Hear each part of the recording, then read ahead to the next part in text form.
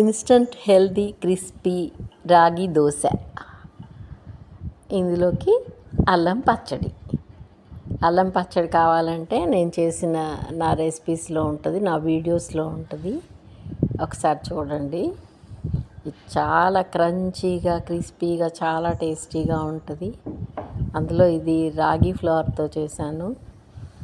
హెల్త్కి చాలా మంచిదండి, డయాబెటిక్ వాళ్ళకి కూడా చాలా మంచిది. దీనికోసం నేను 4 స్పూన్లు రాగి ఫ్లోర్ తీసుకున్నా, రాగి పౌడరు, రాగి పిండి, 1 స్పూను బొంబాయి రవ్వ,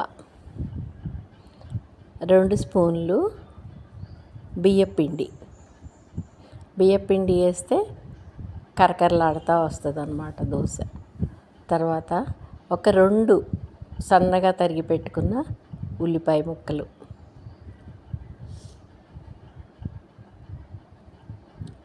ఒక 4 పచ్చిమిరపకాయలు, అవి కూడా కట్ చేసి పెట్టుకున్నాను. కొంచెం కరివేపాకు, ఒక 2 ఇంచులు అల్లం పెట్టుకున్నాను. కొత్తిమీర కూడా వేసుకుంటున్నాను ఇందులో. తర్వాత 1 స్పూను జీలకర్ర, టేస్ట్కి సరిపడా సాల్ట్ కూడా వేసుకొని బాగా కలిపేసుకుంటున్నాను ముందు ఇది మనం ఇన్స్టెంట్గా అప్పటికప్పుడు చేసుకోవచ్చండి. ఒక 5 మినిట్స్ నానితే సరిపోతుంది. అల్లం కూడా తురిమేసుకుంటున్నాను.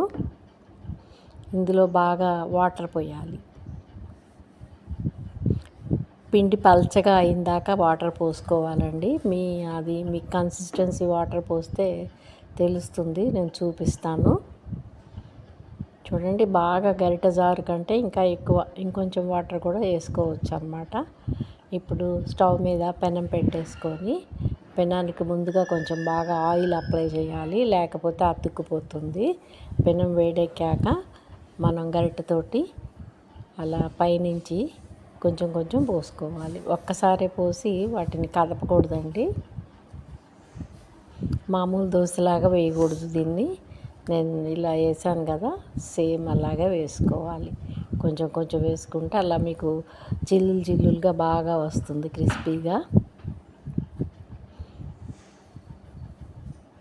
చూడండి ఎంత క్రంచీగా వస్తుందో.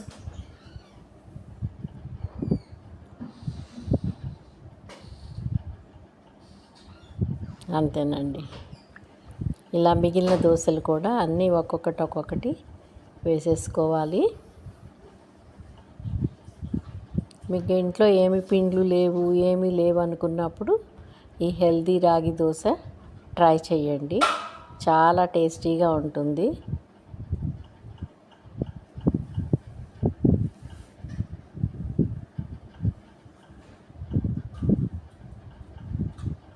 చాలా ఈజీ కూడా ఇది చేసుకోవటం. అందరు ఇష్టంగా కూడా తింటారు. దీనిలోకి ఏ పచ్చడైనా బాగుంటుందండి, ఊరగాయ అయినా బాగుంటుంది.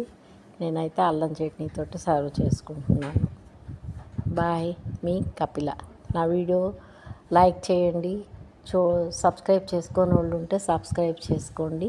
మీ ఫ్రెండ్స్, ఫ్యామిలీ మెంబర్స్కి ఫార్వర్డ్ చేయండి. Thank you.